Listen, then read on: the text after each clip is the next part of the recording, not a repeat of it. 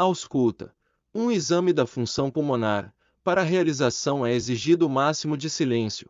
O examinador se coloca atrás do paciente com o tórax despido e solicita-se que o paciente respire pausado e profundamente com a boca entreaberta.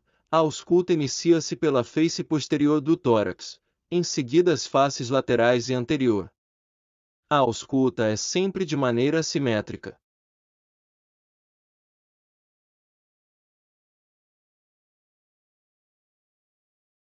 São esperados sons traqueais na região da projeção da traqueia, pescoço e região external. A respiração brônquica é esperada na zona de projeção de brônquios de maior calibre, na face anterior do tórax e proximidades do externo. O murmúrio vesicular, por sua vez, é encontrado na maior parte do tórax, sendo mais intenso em ápices.